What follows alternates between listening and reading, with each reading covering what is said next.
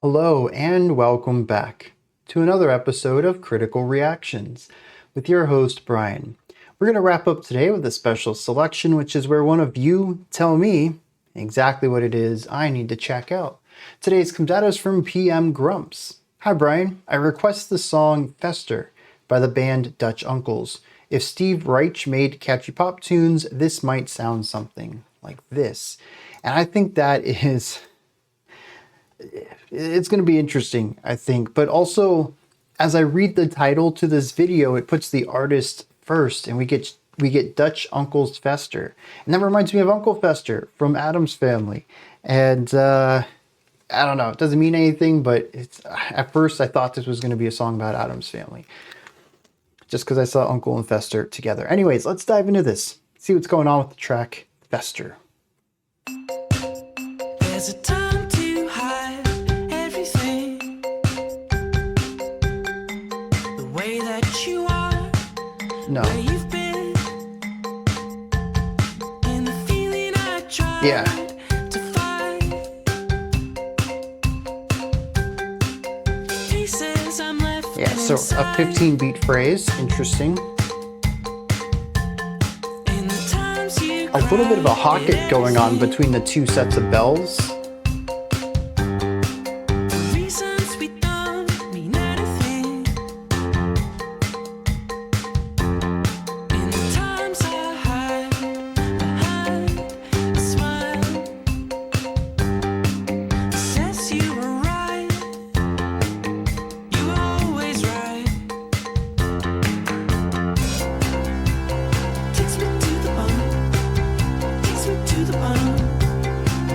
We've lost some of our secondary pocket ideas, replaced it with just the drone, the synth in the backgrounds.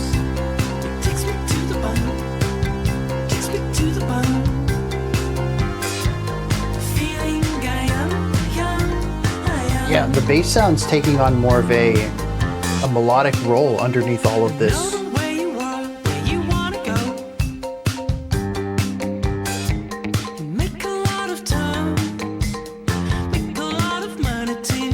Very intricate, a lot of staccato sounds in general, contrasting the vocals, having a bit more length to their notes.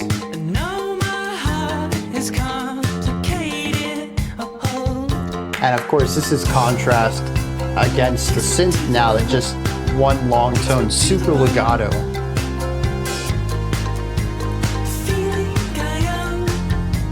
Even the crossfade on the chord changes.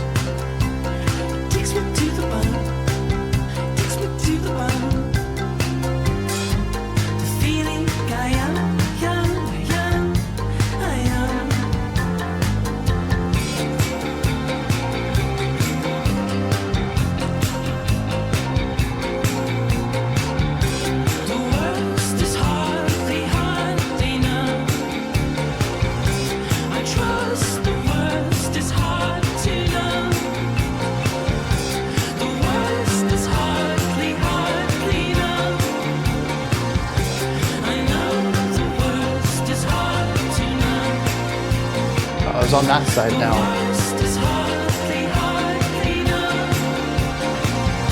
So it's always on this side?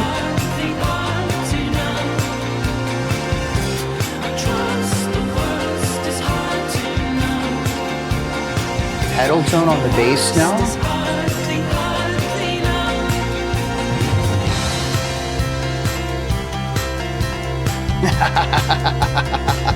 Okay, yeah, that's fun.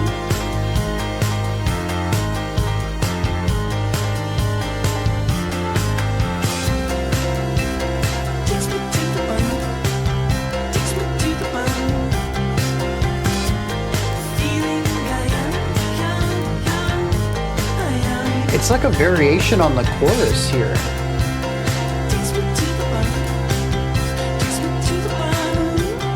The synth is still doing its thing, but it's pushed to the side rather than the center back.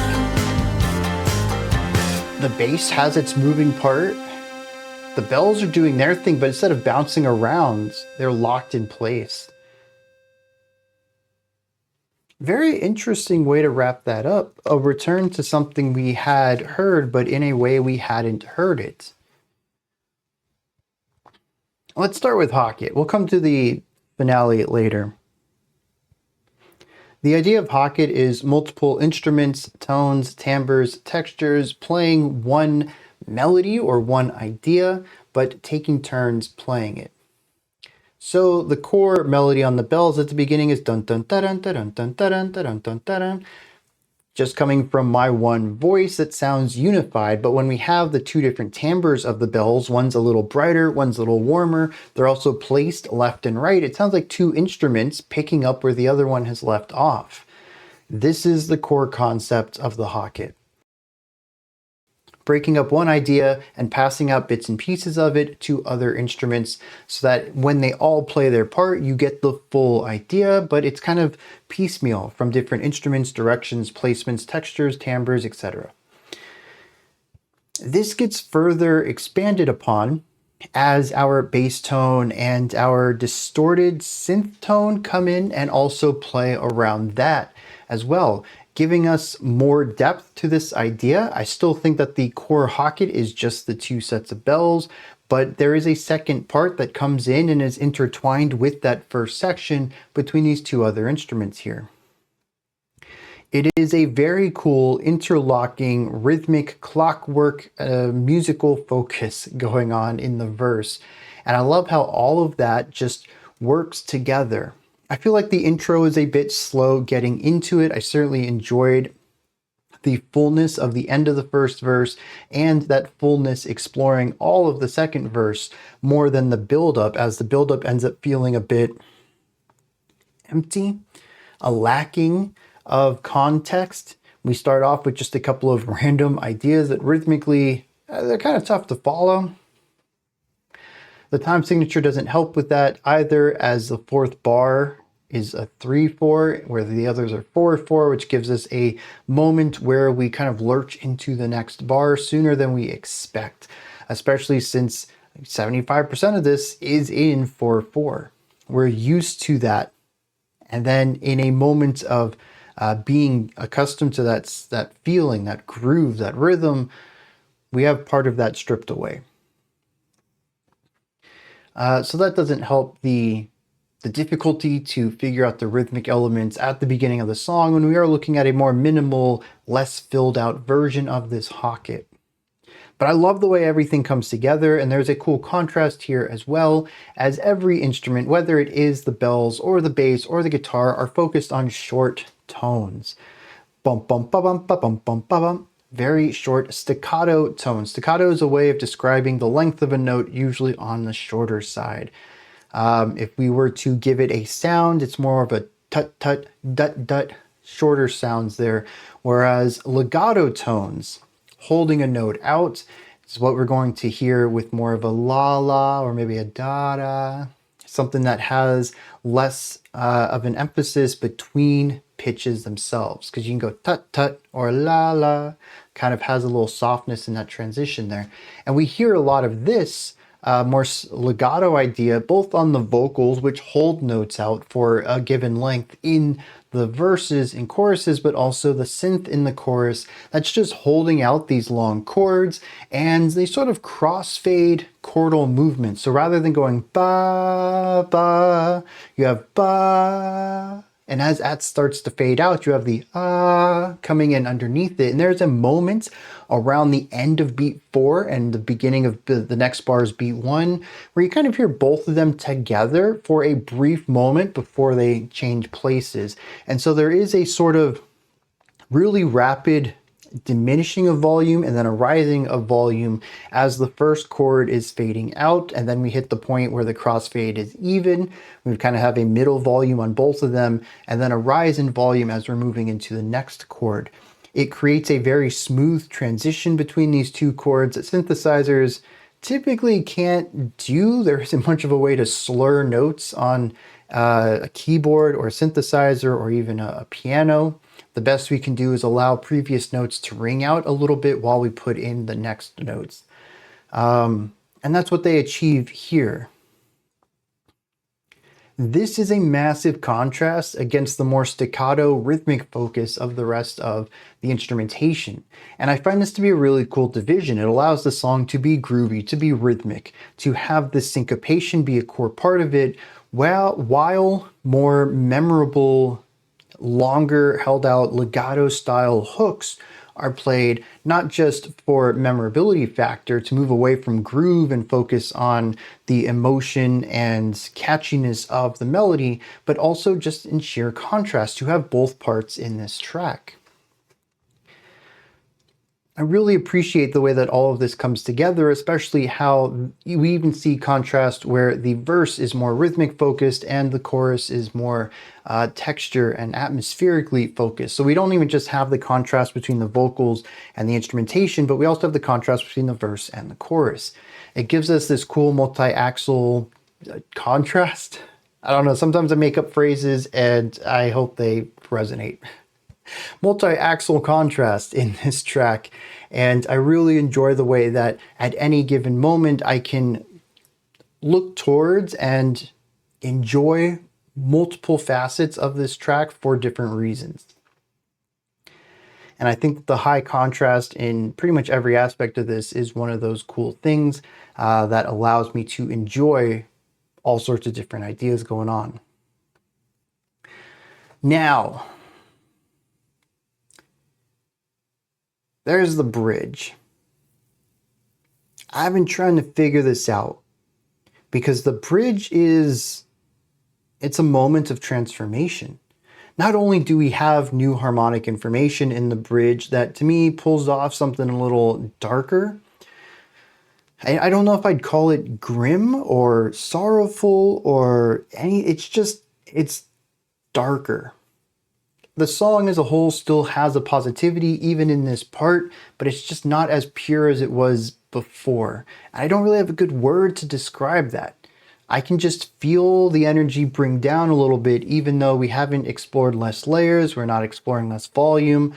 There's not more tension or less tension in the chord progression than previously. It's just darker chords.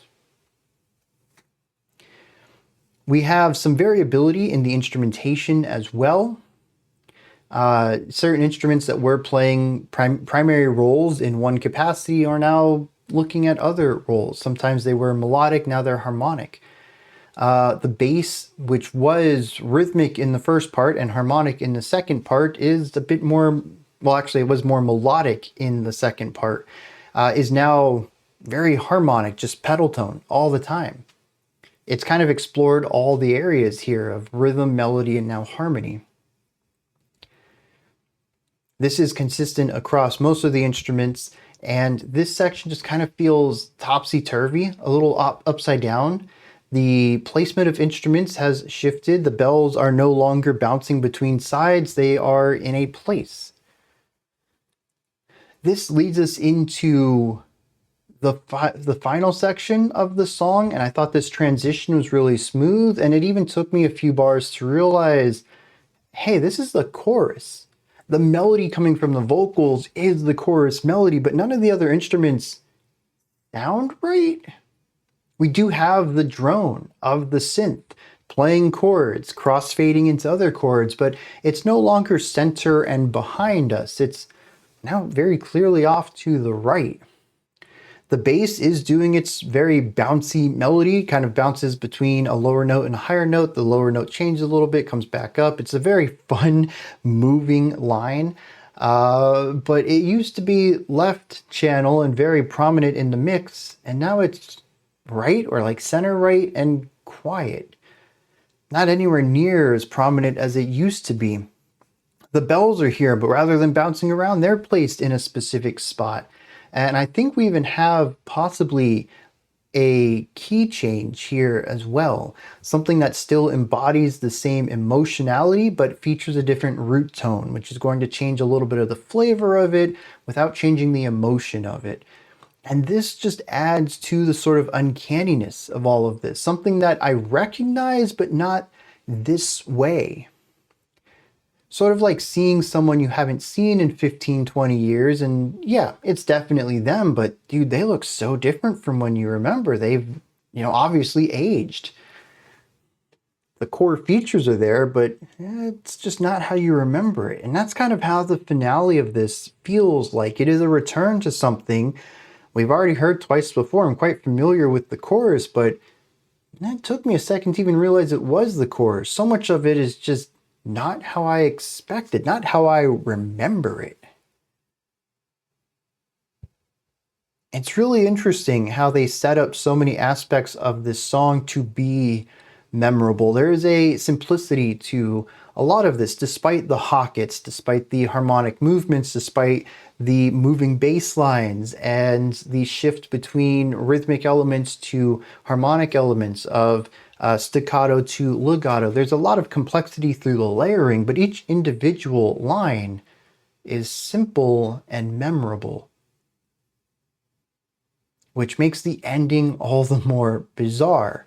This is something where it's really easy to pick up on all the details on a first listen, and that is going to help, or the song is going to subvert that.